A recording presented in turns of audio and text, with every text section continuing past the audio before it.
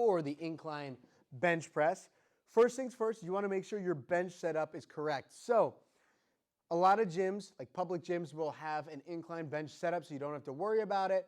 But if you're going to pull a bench into the rack, you're going to need to know what you're looking for, okay? So for the incline bench, you'll see there are a lot of different tiers that you can incline it up.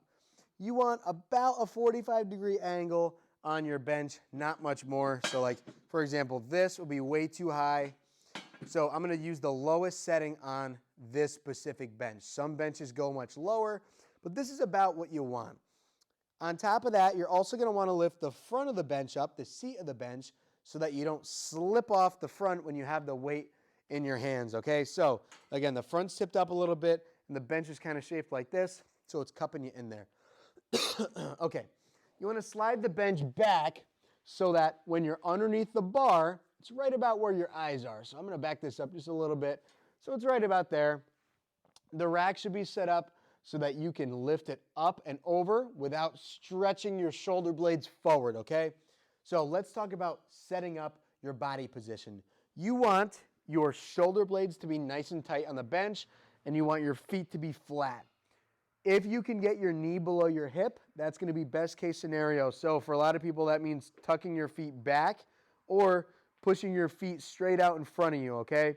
So I like tucking my feet back, and I'm going to press them down on the floor really hard, engaging my quads. I'm going to grab the bar. Where you grab the bar, as far as the width, is going to depend on you and your body type. But generally speaking, most bars are going to have a beginning of the knurling, which is the rough part, and a knurling mark. Most people are going to put their hand smack dab in the middle of that. Okay, if you're a larger guy, you're going to want to be a little bit wider, or a larger girl, you're going to want to be a little bit wider. If you're a smaller person, you're going to want to be a little bit narrower. But generally, right in the middle is going to be best case scenario. So my feet are planted, my shoulder blades are tucked back, and I'm squeezing them into the bench. I'm going to lift the bar up off the rack and then bring it over my face. Now, when I lower the bar, I'm going to keep my elbows nice and tight to my body, lower the bar right to the top of my chest. If you look in the bottom, I want my joints stacked, which means my wrist is directly over top of my elbow.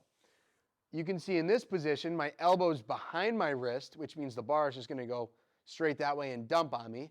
And in this position, my wrist is behind my elbow, which is also not good because that means the bar is going to end up on your neck.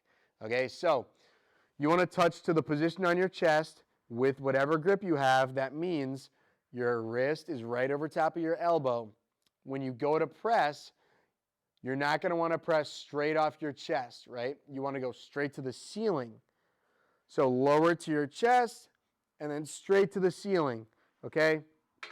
Most of the time, when people get on an incline bench, they want to press straight off their chest, which is actually not towards the ceiling, it's forward. What happens is the bar pulls them forward, they can't get it back in position, okay? So, again, feet planted, shoulders tight, lift the bar off the rack, lower it to your chest with control with your elbows tight to your body, touch your chest, you got to go all the way down, and then up and slightly back. Lower it to your chest with control, your joints are stacked, press up and back, and then rack the bar, okay? Another thing that's very important is that you don't rush the re-rack or look for the rack while you're pressing, okay?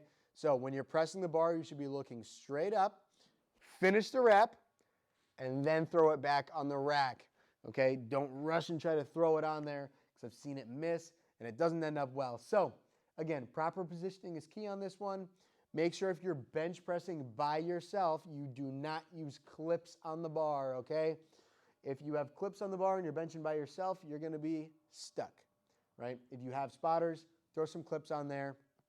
What I mean by that is if you're benching by yourself and you can't get it, if you get stuck, you can just dump the weights, okay?